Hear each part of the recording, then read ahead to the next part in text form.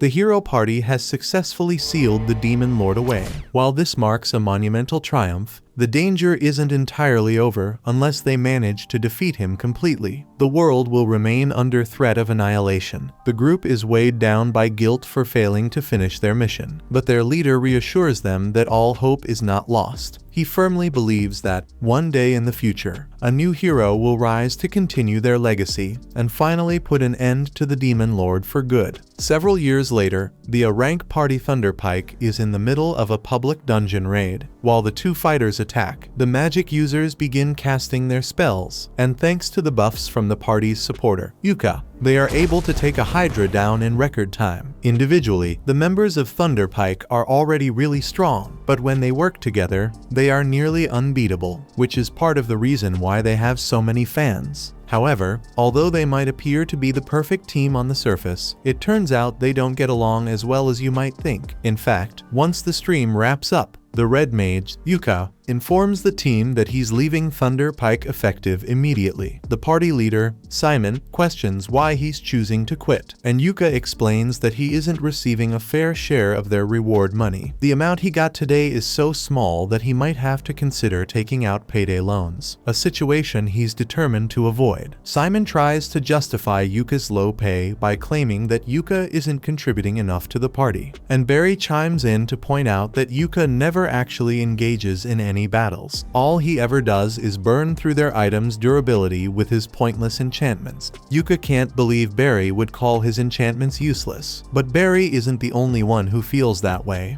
The only one who actually thinks Yuka is useful is Jamie, but that's just because he's good at setting up their streams. Camilla tells Yuka that if he wants to earn more, he needs to contribute more actively as a team member. However, Yuka disagrees, arguing that she doesn't have the right to say that since she's a healer, and he's constantly protecting her during battles. He believes the lack of appreciation for his efforts is exactly why he's decided to leave the party. But Simon questions whether Yuka is truly confident he can manage on his own after leaving. Simon reminds him that the only reason Yuka even holds a B rank is because they are childhood friends, and Simon did him a favor by allowing him to join Thunderpike. He also points out that even if Yuka leaves, the team will get along just fine without him, since they clearly don't think Yuka deserves to be paid well. Yuka definitely isn't going to stick around. Yuka has wasted the last 5 years of his life supporting this party, and they would never have gotten this far without his help. But the others still all think he's useless, so they won't miss him at all. Now that Yuka has officially left Thunderpike, he makes his way to the guild receptionist to inquire about any available work. She's surprised to see a well-known adventurer like him looking for a job and asks if something happened with Thunderpike. Yuka explains that he's quit the team. The receptionist doesn't seem particularly shocked, as situations like this are fairly common, and hands Yuka a form to fill out so she can assign him to a new party. Once he's done filling out the form, he hands it to the receptionist. But just then, a girl comes running up to him for a big hug. The girl's name is Marina, and she used to be one of Yuka's students back when he taught preliminary adventurer classes half a year ago. Yuka is glad she's doing all right. She's curious about why Yuka is here, so she asks him, and he tells her that he's currently looking for a new party since he recently left Thunderpike. Marina doesn't even let Yuka finish his sentence because if he's searching for a new party, she would absolutely love to have her beloved teacher join hers. Yuka agrees to her offer, and a few minutes later, he's seated with Marina and the rest of her party to discuss the possibility of him joining. Silk is thrilled about the idea of Yuka becoming part of their group, but she's surprised that such an experienced adventurer would want to join a D-rank party like theirs. Yuka is currently B rank, so he could probably get into a much better party, but he doesn't mind being in a D-rank party, and to be honest, he actually prefers it this way. Back when he was in Thunderpike, they would always take on high-level missions, so Yuka would have to buy a ton of magic items to prepare, which left him in constant debt. That's why he wants to take it easy for a while and just deal with some low-level quests instead. with Marina, Silk, and Rain all agreeing to the idea. Yuka officially becomes a member of their party. Their first mission together is to gather magic iron ore from the Paintal Mine dungeon. It's been a long time since Yuka has felt this kind of excitement about a mission, and it brings back many nostalgic memories from his early days as an adventurer. Yuka recalls that this dungeon has a lot of magic ore on the 6th floor, and Silk tells him he is correct, but they were hoping to avoid fighting the 5th floor boss, so Yuka suggests they should start on the 4th floor instead. As they enter the dungeon, Marina takes the lead and uses a stick to check for any traps that may have been set. Yuka is so proud because she's doing it exactly how he taught her. For now, Yuka asks Marina to let him take the lead, explaining that he has a more efficient way to handle the situation. Marina is confused, as their party doesn't have a scout or thief to detect traps. While that's true, Yuka reveals that he has a magic item that can help in this scenario. It's a detection lamp, which, thanks to a special type of oil, illuminates traps, allowing them to spot them just as effectively as a scout would. The lamp really is useful, but Silk asks if it's okay for Yuka to be using it since special oil sounds really expensive, and yes, it normally is. But Yuka made this oil with his alchemy, so it didn't cost him much. The party continues walking down the corridor while carefully avoiding all the traps until eventually Yuka stops everyone because he can sense something ahead. He warns the others, advising them to get ready for a fight. Together, they charge in and come face to face with a group of boggles. Silk decides to take the initiative and fires the first shot to take one of the boggles down, while Marina runs in to hammer the rest. As she does this, Yuka casts overlapping physical enchantments on her so she can fight better, and at the same time, he casts a debuff on the boggles to trip them up. While the boggles are disoriented, Marina goes in for her attack, and in one fluid motion, she's able to cut both of them in half, something even she is surprised by. She turns around to ask Yuka if that feeling she just experienced was his magic. Yuka confirms that he had cast 3 types of enchantments on Marina to help with her fight. Rain is amazed that Yuka managed to cast 3 enchantments simultaneously, and without even using an incantation. However, Yuka doesn't think it's anything special, and simply tells them they should keep moving. As they make their way deeper into the mine, he asks the girls about their usual routine for dungeon exploration. Marina, beaming with pride, explains that they always take a break after each floor and inspect their equipment, just as he had taught them. Hearing this, Yuka suggests they rest for a while before continuing.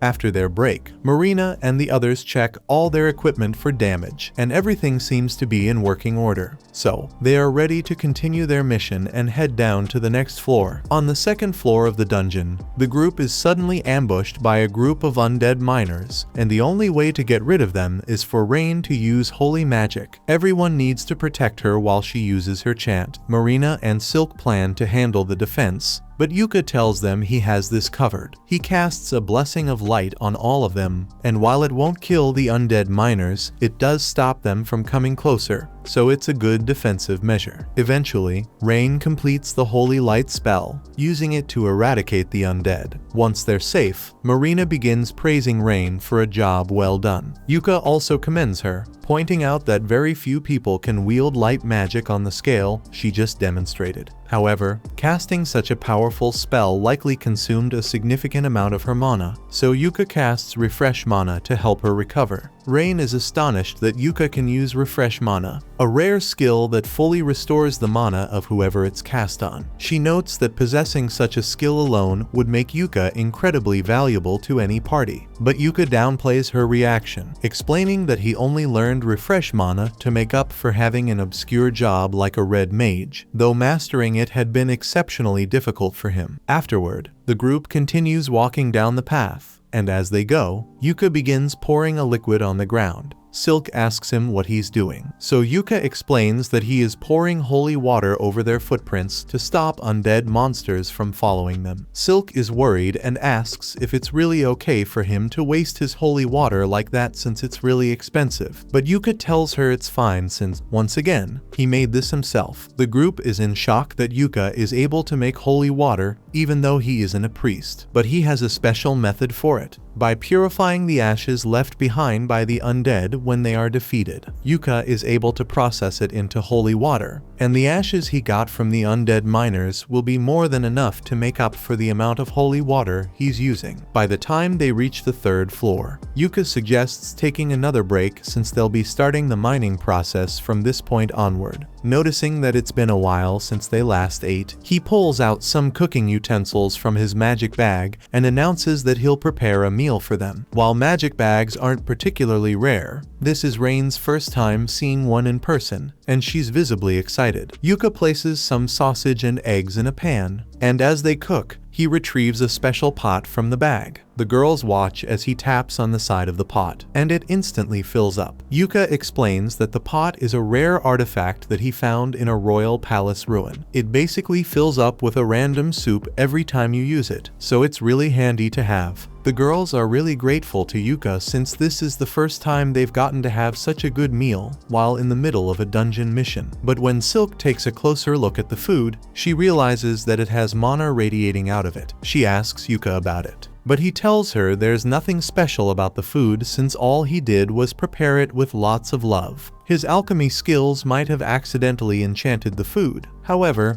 it shouldn't be a problem. The group finally reaches the 4th floor of the dungeon, where they are confronted by a rock lizard. As the monster charges toward them, Yuka casts a slow spell, causing it to nearly freeze in place. Seizing the opportunity, Marina charges forward to attack a move she wouldn't normally attempt. However, with Yuka's enchantments enhancing her strength and stamina, she decides to use her magic blade ability. With a single, decisive strike, she slices off the rock lizard's head.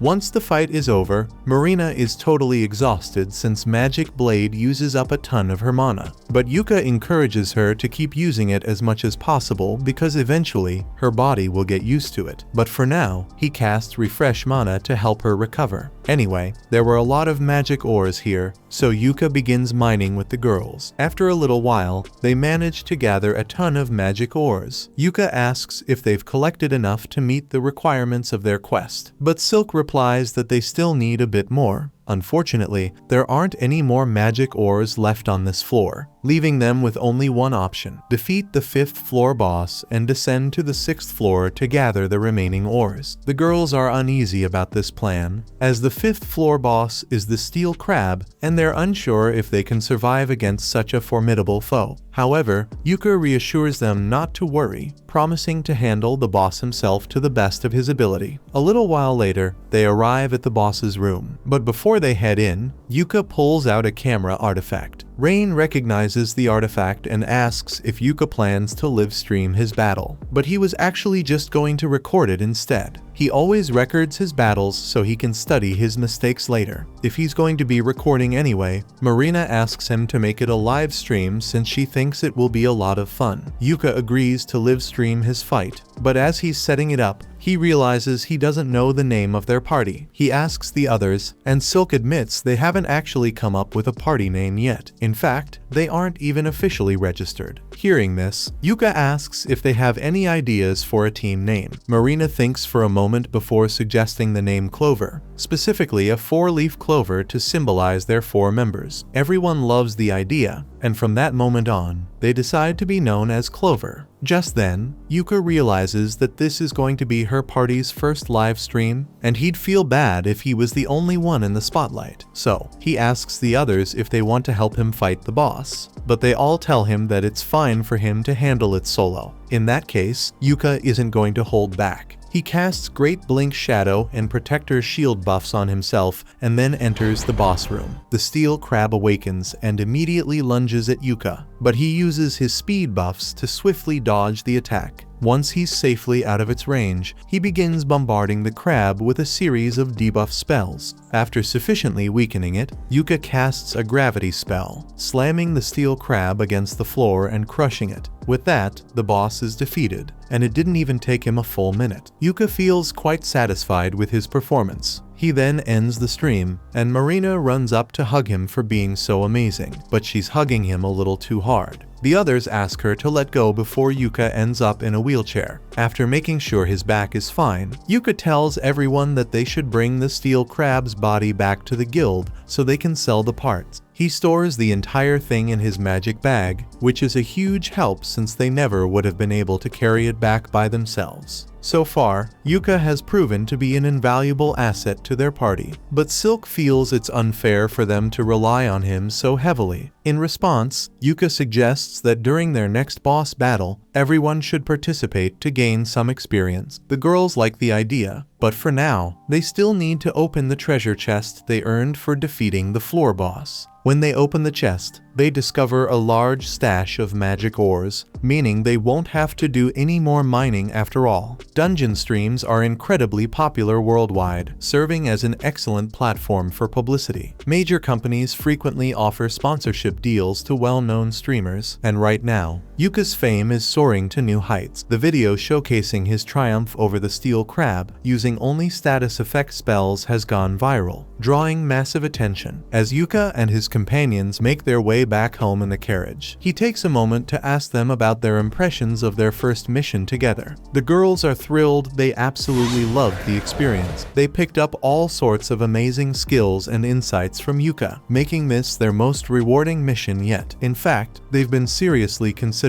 naming Yuka as the official leader of their party. With his extensive experience and the unwavering trust they've placed in him as their mentor, it feels like a natural decision for the group. Yuka feels reluctant to take on the role, as he never intended to lead Marina's party. However, since everyone insists that they want him to step up, he ultimately agrees, mainly to ensure their safety in future battles. While Yuka's group is busy celebrating their first victory, things are going downhill fast for Thunder Pike. Simon, trying to fill the gap left by Yuka's departure, hired a new recruit. Unfortunately, it seems Simon still hasn't grasped just how much Yuka contributed to the team. The new guy led the group straight into wolf territory, assuming everything would somehow work out. Normally, Yuka would have already cast a weakening spell on the wolves to level the playing field, but the replacement lacks that ability, leaving the wolves far too powerful for the party to handle. Jami ends up getting bitten. Simon sees Jami in danger and immediately rushes to her rescue, managing to decapitate the wolf. While Jami is technically out of immediate harm, her stomach is riddled with wounds, and without treatment, she won't survive for long. Desperate, Simon turns to Camilla and asks her to cast a healing spell, but she explains that she's completely out of mana, leaving her unable to help. After all, it's not like they had a guide capable of casting a mana restoration spell. The group retreats to a safer spot, and Simon does his best to administer first aid, trying to keep Jami alive while waiting for Camilla's mana to replenish. Hoping for another solution, he asks if anyone has a healing potion. Cork, the new recruit, happens to have one, but he hesitates to hand it over. Simon had made it abundantly clear that everyone was responsible for purchasing their own gear, so Cork doesn't feel particularly inclined to share his supplies. Simon tells him that now is not the time to be worrying about money when one of his teammates is about to die, so Cork reluctantly hands over the healing potion, and Simon feeds it to Jami. Thunder Pike has really been on a downward spiral lately, but on the flip side, everything has been working out for Yuka. He and the girls are sitting at the bar to celebrate, and while the reward for their quest wasn't that high, the steel crab's body was in good condition, so the guild paid a good price for it. Speaking of money, Yuka asks Marina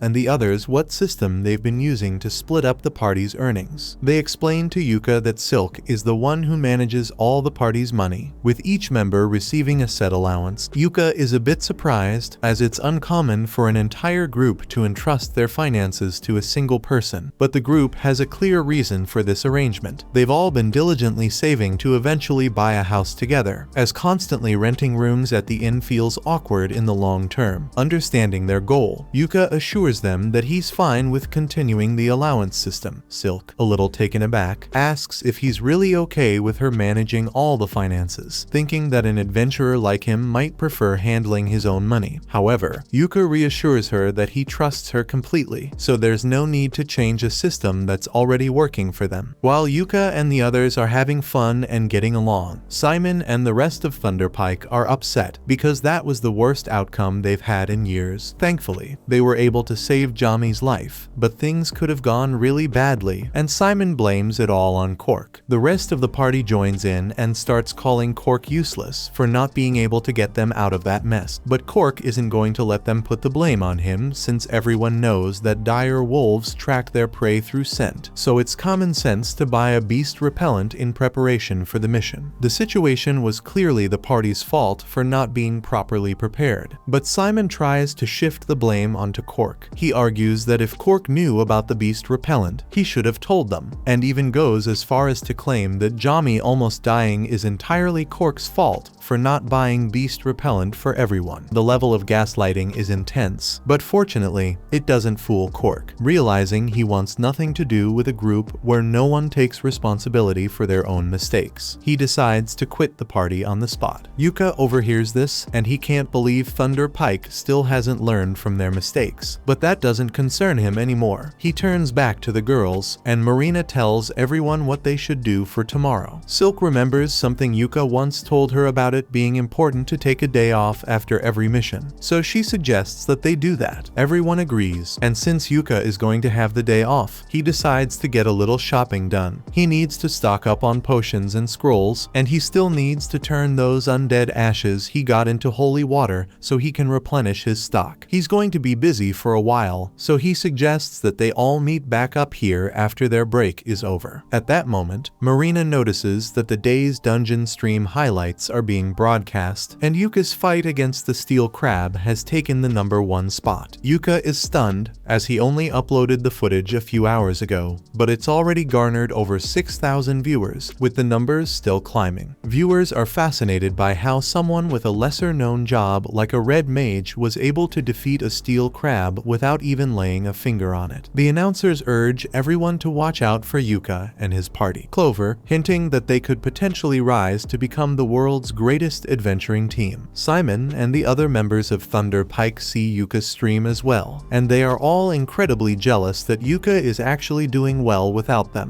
But they still refuse to admit that Yuka might have been more useful to them than they gave him credit for. Thunder Pike is always going to be a bunch of haters, but it looks like there is actually someone else hating on Yuka from a distance, and he seems mad that Yuka is getting comfortable with his new party. A few days later, Yuka finds himself back at the guild, scanning the notice board for quests that might suit the girls. Noticing his indecision, the receptionist approaches and asks if she can assist him. Yuka explains that he's looking for quests that are simple enough for a group of beginners but still offer a decent payout. The receptionist chuckles and tells him he's being a bit too optimistic. Such a perfect quest doesn't really exist. Still, considering his situation, she recommends a C-rank quest involving the collection of magic stones from the Orden Lakeside Forest. Yuka thinks this just might work, but he's a little curious as to why the quest is C-rank when fetching magic stones is usually only D-rank. The receptionist explains that there has been a large magical beast sighted near the forest, so this quest is slightly more dangerous than normal. Just then, Marina enters the guild, and as soon as she hears the word quest, she immediately yells that their party will accept it. Yuka asks her to at least let him finish explaining before she agrees to do the quest, but Marina says she doesn't need to know the details since if Yuka thinks they can handle it, then she is sure they'll be able to get it done. It shouldn't be too hard anyway since she and the others have done a quest in that forest before. However, she doesn't understand why this quest would be C rank when all the other quests are D rank. Yuka then speaks up, explaining that the quest is classified as C rank because a magical beast has recently been spotted in the forest. Hearing this makes the girls hesitate, questioning whether they should take on the quest after all. However, they ultimately decide to go for it, reasoning that as long as Yuka is with them, everything will turn out fine. With that settled, Yuka instructs them to prepare their items and meet him an hour later at the stagecoach so they can head to the forest. Just as they're wrapping up, the receptionist returns with the quest receipt, and something about the timing feels a little too convenient. Yuka questions whether the receptionist orchestrated this outcome, and she doesn't deny having a hand in it. She points out that the stream Yuka made yesterday earned over 10,000 views, and now everyone is eager to see what he'll do next. Embarrassed, Yuka admits he hadn't expected his stream to gain so much attention. He sees no harm in continuing to stream his fights since it'll bring attention to the girls, and if they happen to find that magical beast, having it on video would be great for the guild's records. While Yuka was talking about all this, the man from before is getting more and more infuriated. As Yuka leaves the guild, the man follows him. Yuka Yuka immediately realizes that he's being followed since the guy is doing a terrible job at it, so he ducks into an alleyway to get away. He was hoping to lose his stalker, but for a fat guy, he's pretty quick and catches up to Yuka. Yuka asks him if he has any business with him, so the man demands that Yuka quit Clover immediately. Yuka obviously says that's not going to happen, especially since he's the leader of the party. The man can't believe the girls made Yuka their leader after just one day together, especially when he'd begged to join their party countless times, only to be rejected. Yuka quickly pieces together the situation. This guy clearly wanted to form a harem of cute adventurer girls, but Marina and the others refused to let him join. Now, seeing someone else living his dream has made him lose his cool. Frustrated, the man draws his sword, threatening to attack unless Yuka agrees to leave the girls' party. Staying calm, Yuka quietly casts a snare trap at the man's feet and begins walking away. True to form, the man attempts to strike Yuka as he leaves, but the trap activates, causing him to slip and fall flat on the ground. Once Yuka boards the carriage, he casually tells the girls about his strange encounter. They recognize the guy as Besio and tell Yuka that the guy has been trying to join their party for so long. They ask if Yuka is alright since they would hate it if something bad were to happen to him because of them. But Yuka assures them it's not their fault. Besides, he left that guy unconscious in the middle of the street, so they can just report him when they get back to town. In the meantime, before they get to their destination, Yuka wants to go over their mission objective one last time. They are going to fetch 3 magic stones from the Orden Forest, and since the others say they've been here before, he asks them what it was like when they got here. According to Marina, they had been here 2 months ago, but now that she thinks about it, she didn't run into any monsters at all. After hearing this, Yuka concludes that the magical beast must have already been in the forest 2 months ago. He decides that if they encounter it, he'll live stream the fight. This way, the guild will gain valuable information about the creature, and if they can't defeat it, they'll have an easy way to call for backup. Once they arrive at the forest, Yuka starts the stream, and the group begins making their way through the dense terrain. Yuka chooses to take up the position of rear guard, reasoning that beasts often attack from behind. Concerned, Marina asks if it's really safe for him to stay at the rear, given that it's the most dangerous spot. Yuka reassures her, explaining that he has blink step to escape if things get dire, and that his clothes are equipped with excellent defense stats, allowing him to take a few hits before going down. They soon reach the waterfall where they are meant to gather the magic stone, but just before they can get there, Yuka tells everyone to wait because he can sense something coming. The magic beast finally reveals itself, but all the confidence Yuka had earlier goes out the window because that thing is a high-level monster that's usually only found in the deepest parts of the dungeon. It's Zarnag. The girls are nowhere near strong enough to handle this thing or even survive a minute against it, so Yuka gets in front of them and tells Silk to lead the others back to the Adventurers Guild and get backup while he holds this thing off here. However, the girls know that Yuka doesn't stand a chance against that thing either if he is fighting solo, so they refuse to leave his side. Otherwise, he might really die. Yuka can't argue with their determination, so he agrees to let them fight alongside him and quickly casts enchantment spells on the group. He and Marina take the front line, with Marina charging in first. However, the Zarnag effortlessly swats her aside like she's nothing. Yuka attempts to use his layered status effects on the beast. While it manages to disorient the Zarnag slightly, it doesn't deal much damage, leaving him with few viable options. With no other choice, Yuka decides to bet everything on one powerful move. However, he needs time to cast the spell, so he asks Marina to keep the monster distracted. Marina agrees and gets up close to the Zarnag, doing her best to hold its attention while dodging its attacks. When she's about to be caught, Silk and Rain step in with their magic to assist, ensuring she stays in the fight long enough for Yuka to finish his spell. Thanks to their teamwork, Yuka has enough time to complete the level 5 spell, a devastating prismatic missile. With the spell fully charged, he launches it directly at the beast's face. When the prismatic missile strikes, it initially seems like it didn't have much effect. However, moments later,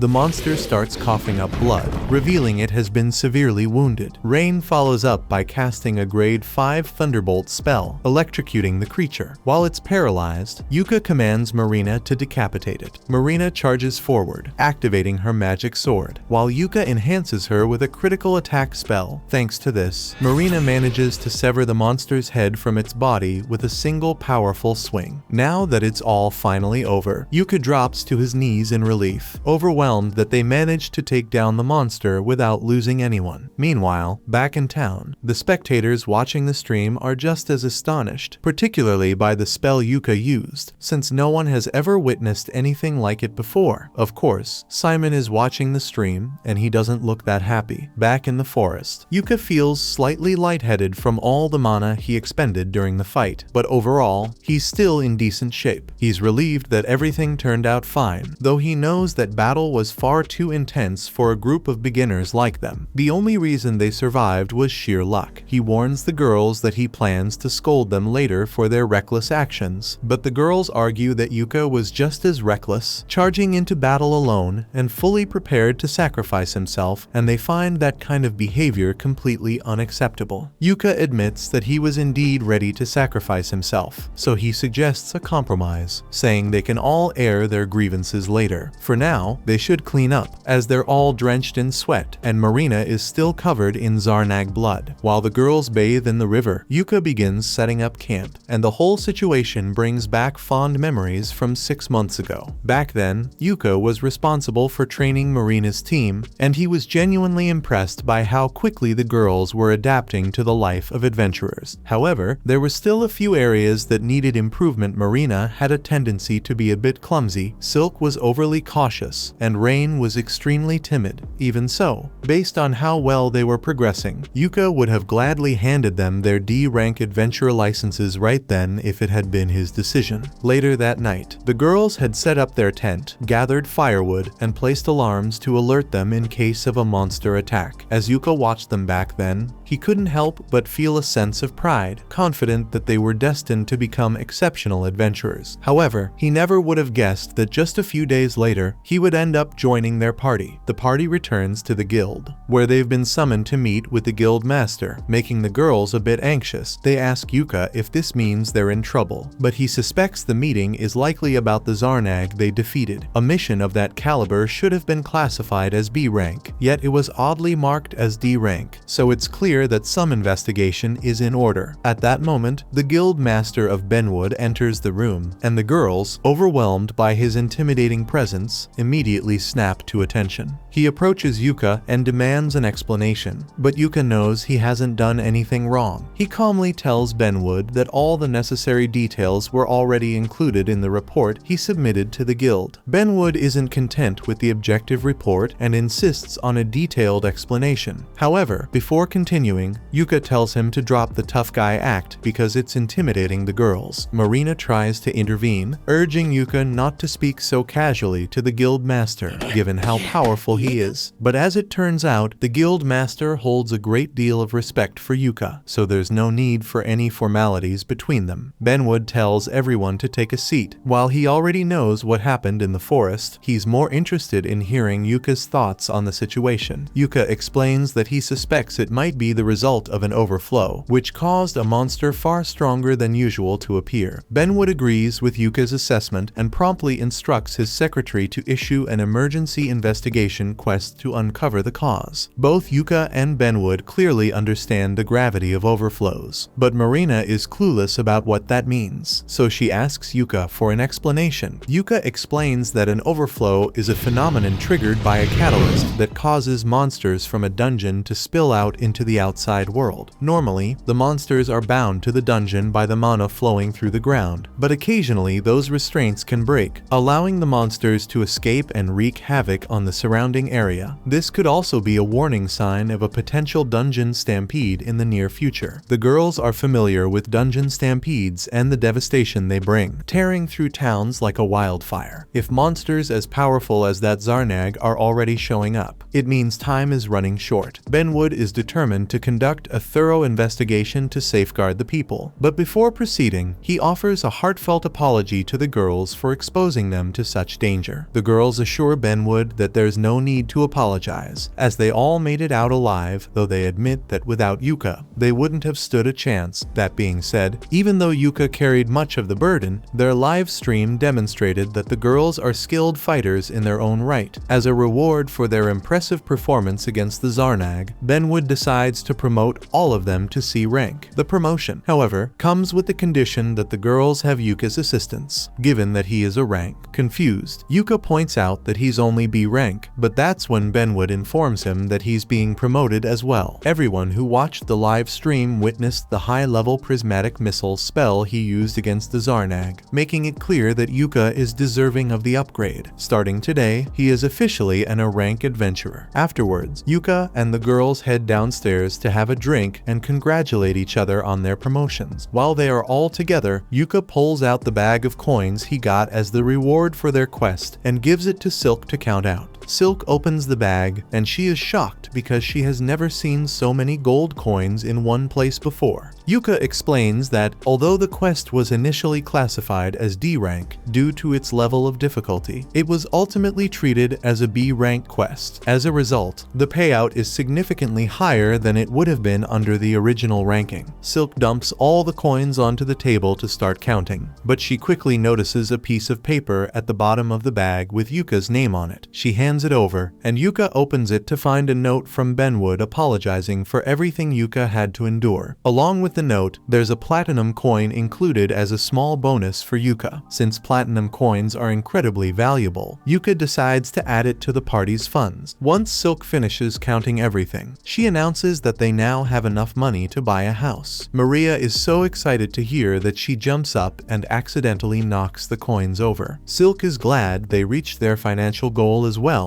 but she feels a little bad about it since the only reason they got this much money was because of Yuka. While that may be true, Yuka tells Silk she doesn't have to think of it that way. They made him the leader of Clover, and it is natural for a leader to do whatever it takes to help out the group. As such, even if he played a major role in earning this money, it still belongs to all of them. The group continues celebrating late into the night, and at one point, Rain turns to Yuka and asks if he has a dream he wants to achieve. The question catches Yuka off guard, so he asks if there's a particular reason she's asking. Rain explains that, thanks to Yuka, they've just accomplished their goal of buying a house, so now she wants to know what his dream is so they can help him achieve it. Since she asked, Yuka shares that his dream is to conquer the deepest floors of the achromatic darkness dungeon. As soon as the girls hear this, they spit up their drinks in surprise because the dungeon is quite literally the most dangerous one out there. It even possesses an abyss gate, an artifact known to be a direct gateway to the underworld. Yuka says the abyss gate is precisely why he wants to conquer the achromatic darkness. Rain asks him if he intends to go through the abyss gate if he reaches it, but Yuka explains that he just wants to see what the edge of the world looks like. Yuka explains that his uncle once attempted to tackle the achromatic darkness dungeon and tried to reach the gate. Although he didn't succeed, Yuka told the story so often as a kid that he eventually decided he wanted to try it himself, even if he knows it's unlikely to ever happen. Marina loves the idea of Yuka's dream and suggests that they all venture into the achromatic darkness together to help him achieve it. Yuka, however, points out that it's not that simple. The dungeon is so dangerous that entering it requires government approval, and only an A-rank party can qualify for such permission. Even so, Rain thinks it's a great idea and suggests making it their party's next big goal. The others agree wholeheartedly, promising to work hard to help Yuka achieve his dream, though they know it won't be happening anytime soon. Meanwhile, Clover's streams have been steadily growing in popularity with each passing day. Currently, they're streaming a battle against an undead hand, and thanks to their impeccable teamwork, they managed to take it down using a lightning spell from Rain and a rock scroll from Yuka. That concludes the stream, so they wave to their fans, and everyone at the guild absolutely loves them all except the members of Thunderpike, who hate how popular Yuka has become. Barry thinks Yuka only looks impressive because he is in a team of newbies, but Simon actually heard that Yuka recently got promoted to a rank, so he might just be that good. Besides, Yuka's popularity isn't their biggest concern right now. Thunderpike has been struggling with repeated failures on their quests lately, and Simon believes the issue lies with all the new recruits they've been hiring, who, in his words, always turn out to be incompetent fools. None of them ever last more than a day, but that couldn't possibly be because there's something wrong with their team. On the topic of their team, Simon asks why Jami isn't there.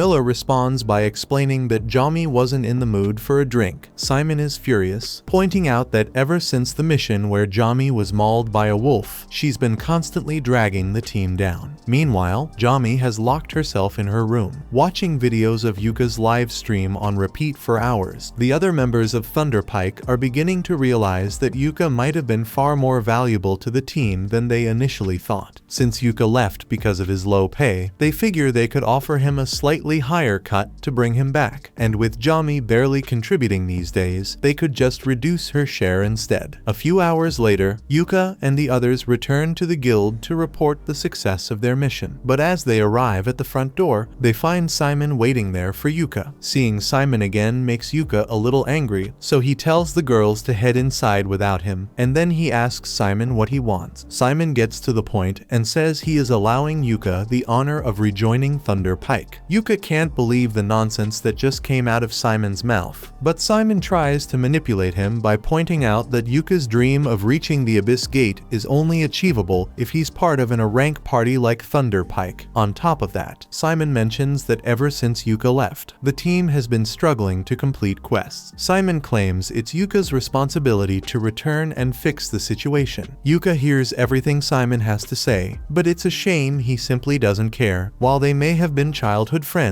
that means nothing to Yuka after all the disrespect Simon has shown him. Deciding he wants nothing more to do with Simon, Yuka turns and walks inside, leaving Simon to deal with the consequences of his actions. Meanwhile, Bessio had been watching the entire interaction and appears to have a sinister idea brewing in his mind. Back inside, Yuka meets up with the girls, who immediately ask about the guy outside. Yuka explains that it was Simon, the leader of his old party. Upon hearing this, Marina becomes concerned that Yuka might rejoin Thunder Pike, but Yuka reassures her, as he said earlier, that nothing on Earth could ever convince him to return to that disaster of a party. Putting that aside, they still need to report their mission success to the guild, so the group heads to the reception desk. Once that's taken care of, they plan to grab some drinks to celebrate. The following day, Yuka gathers everyone for a meeting to inform the girls about a quest they have received. Marina, already eager and prepared to set out, is quickly told by Yuka to sit down and at least hear the details of the quest first. He explains that their party has been personally requested by Earthies. The girls are taken aback, as Earthies is the most renowned workshop in the country. In fact, Silk's bow was crafted there, making it a great honor to be specifically chosen by them. Still, the girls can't help but wonder why Earthies would specifically choose Clover out of all parties. Yuka clarifies that Earthies is introducing a new line of equipment for women, designed to be both fashionable and protective. Essentially, they want Marina, Silk, and Rain to clear a dungeon while wearing the new outfits as a way to promote the brand. Marina is in disbelief that they are actually going to be poster girls for a company as prestigious as Earthies, while Silk and Rain are already adjusting their hair in preparation. It's an incredible deal. They get paid to conquer a dungeon, and even get to keep the armor afterward. With that, they tell Yuka they're accepting the offer, and the group soon departs for the Aeon Ruins dungeon. When the day of the quest finally arrives, Yuka meets up with the girls inside the dungeon, where they have already changed into their new Earthies gear. He compliments them, saying they all look adorable, and adds that, beyond just appearance, the equipment is highly functional, making it a perfect fit for them. However, for some reason, Rain appears to be annoyed with him, though he has no idea why. As the group steps into the dungeon, Yuka explains that it is quite old and consists of only 4 floors. However, at the very bottom, there is an entrance leading to a separate dungeon, which is the one they need to clear to reach the main entrance of this second dungeon. Yuka informs them that they will have to take the stairs,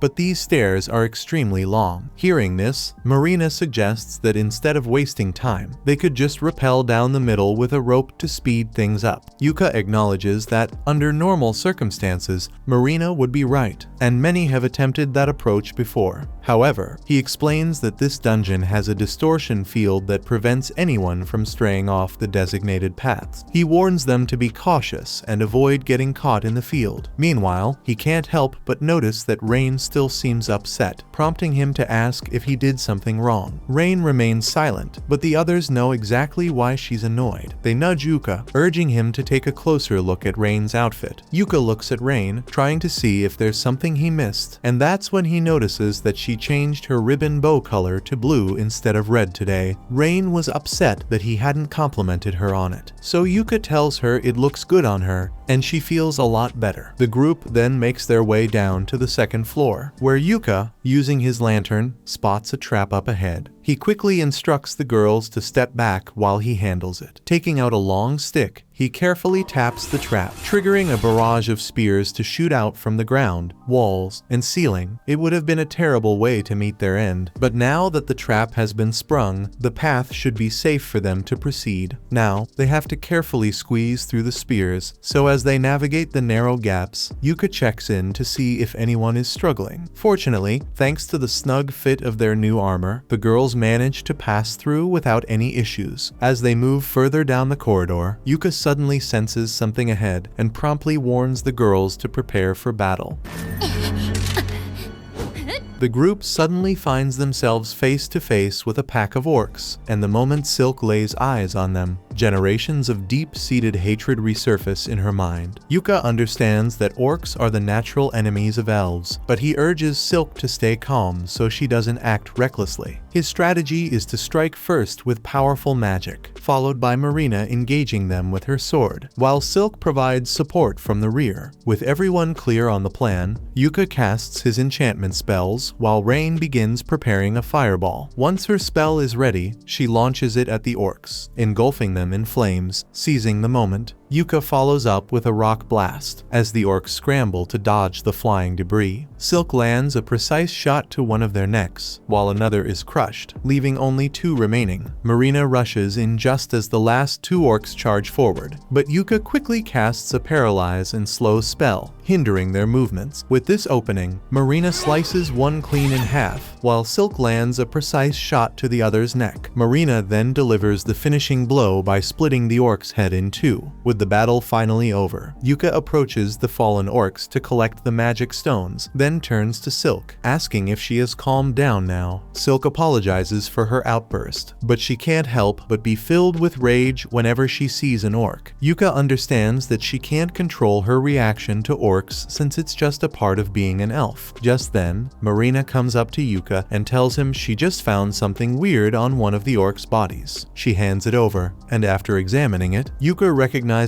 it as a memorandum of revelation scroll, an artifact capable of uncovering hidden abilities in those who use it. It's unusual for a low-ranked orc to possess something like this, but in its current damaged state, its value is significantly reduced. However, rather than selling it off, which would be a waste, Yuka decides that he will repair it and have one of the girls use it instead. Silk asks what would happen if one of them were to use the scroll, prompting Yuka to explain that it would unlock a hidden talent. For instance, it could grant a second job or possibly a new skill. Hearing this, Rain and Silk agree that once the revelation scroll is repaired, Marina should be the one to use it, since she currently only has one job. Marina is a little hesitant to accept since sword mages are rare, and she's not sure she has the potential to become one. Still, Yuka thinks it's worth a try anyway, since even if she doesn't get a second job, she might end up uncovering some sort of hidden ability. At that moment, a chest appears as their reward for defeating the orcs. After opening it, they continue onward until they reach the break room between floors. Inside the chest, they find a magic bag, which immediately sends Rain over the moon with excitement, especially since everyone agrees she should have it. Magic bags are particularly useful for those in support roles, making her the ideal choice. Yuka, however, notes that if they happen to find another one in the future, it would be best for Silk to have it, as it would allow her to carry more arrows. Once their break is over, everyone gets up. But before moving forward, Yuka decides to assess the team's losses and gains. He considers using one of of his scrolls but decides against it since his mana levels are still in good shape and Marina feels completely fine. Silk used 5 arrows during the battle with the orcs, but she still has 20 remaining. As for Rain, she's ready to keep going. With everyone still in good condition, they proceed down to the 3rd floor. Yuka reminds everyone to stay on high alert, as even though this floor doesn't have a designated floor boss, they still need to be prepared for any potential attacks. He explains that there was once a door leading to the main dungeon, the abandoned city, but about 10 years ago, it mysteriously disappeared, allowing anyone to enter freely. In the past, the entrance was heavily guarded by multiple shadow stalkers. From what Yuka knows, these creatures resemble solid black mannequins with gleaming eyes. However, they haven't been sighted in years, so there's no way they'd encounter one here, or so he believes. However, there's a black mannequin with shiny eyes just staring at them menacingly from the 3rd floor. Marina asks if they should be concerned about that. That thing is definitely a shadow stalker, and Yuka thinks it's unbelievable that they are actually seeing one here, so he makes sure the recorder gets a good view of it. The shadow stalker may look creepy, but they don't have to worry for now since it's on the 3rd floor. There's no way it can cross the distortion field. However, the shadow stalker suddenly leaps down, effortlessly piercing through the distortion field as if it weren't even there. It seems they might be in serious trouble after all. Yuka immediately orders everyone to prepare for battle and pulls out a scroll of multi-enchant, enhancing the girls as much as possible. But despite all the buffs, the Shadow Stalker's first strike takes Marina down in a single hit. Rain quickly rushes to Marina's side to heal her, while Silk provides cover. Yet Yuka is still in shock. He can't believe the Shadow Stalker shattered his multi-enchant barrier so easily. The Shadow Stalker readies another attack, prompting Yuka to rush forward and cast a protection barrier on himself. However, the shadow effortlessly shatters it, leading Yuka to realize that its attacks must be specifically designed to break through barriers. Adjusting his strategy, he casts Blink Shadow on himself, allowing him to evade attacks entirely and get close enough to strike the shadow by surprise. But just as he's about to land a hit, the shadow suddenly turns and counters with a dark magic curse, leaving Yuka completely immobilized. It seems there might truly be no way to defeat it. The shadow then casts another curse, but Rain manages to block it with a holy shield, while Silk counterattacks with her dryad vines. While the shadow is busy, Rain tries to heal Yuka like she did with Marina, but to her horror, she discovers that Yuka isn't breathing. At the same time, the shadow slashes Silk across the back, and Marina manages to chase it off, but it's moving way too quickly for her to hit it. Seeing no other option, Rain decides to unleash a wide area spell to take the shadow down. She casts Ice Gravel, targeting the enemy, but before the attack can land, the shadow vanishes and reappears behind them, slashing both Marina and Rain across the back. Now, all the girls are seriously wounded, yet the shadow isn't finished. It proceeds to conjure dozens of eclipse cannons, launching them directly at the group. This could have been their end, but at the last moment, Yuka returns, casting a light shield over them just in time to block the attack. He covers the floor in 1,000 trip spells so the shadow can't get away, and then he begins spamming every possible debuff effect he can cast to weaken it, while also casting buffs on the girls to heal them. Now that the girls are back in fighting shape, Silk wraps the shadow in her vines, granting Rain enough time to cast her undead spell to erase the shadow. With the battle finally over, Marina, overwhelmed with relief that Yuka is still alive, throws her arms around him in a tight hug. However, Yuka quickly points out that her embrace is so strong, it's bringing him dangerously close to dying all over again. Once Marina releases him, Yuka sincerely thanks her, acknowledging that if she hadn't spotted the Shadow Stalker when she did, they would have been caught off guard, and that would have meant certain death for the entire group. He then turns to Rain and asks for her thoughts on the shadow. Rain explains that while it was undead, its mana was completely erratic, making it feel as though its very existence was unnatural. Moreover, it shouldn't have been able to bypass the distortion field, which strongly suggests that it was the result of a dungeon overflow. She then asks Yuka what he thinks they should do next. Since they've already reached the bottom floor, he proposes that they should at least complete their quest before making their way back up. In that case, Marina asks if they should inform everyone of the Shadow Stalker with a stream, but Yuka would rather not since they are wearing Earthies' unreleased equipment line, so he doesn't want to show it to the public without permission from the client. Yuka suggests they finish the quest quickly so they can get out of here. They continue forward, making their way down the corridor until they reach the door leading to the abandoned city. According to legend, people once inhabited this place long ago. However, their quest only requires them to reach the gate, not venture inside. So, after touching it to fulfill the mission's requirements, they turn around and begin their journey back to the surface. After making it back, Yuka submits his report to the guild. Once he's finished, he steps outside to meet up with the girls, who have been waiting for him. Silk immediately asks how it went, and Yuka explains that he submitted the footage they recorded and informed the guild about the Shadow Stalker. Since the guild will likely want to interview them about it later, he suggests that they take the next 2 days off and stay in the town of Qualto to rest. Marina loves the idea and excitedly asks Yuka if he'd like to go on a date with all of them. Silk, unfamiliar with the city, was hoping Yuka could show her around, while Rain is eager to explore and see all the artifacts the town has to offer. Seeing no reason to turn them down, Yuka agrees to spend the day with them. Thunder Pike keeps embarking on adventures in an effort to maintain their standing as a rank party. However,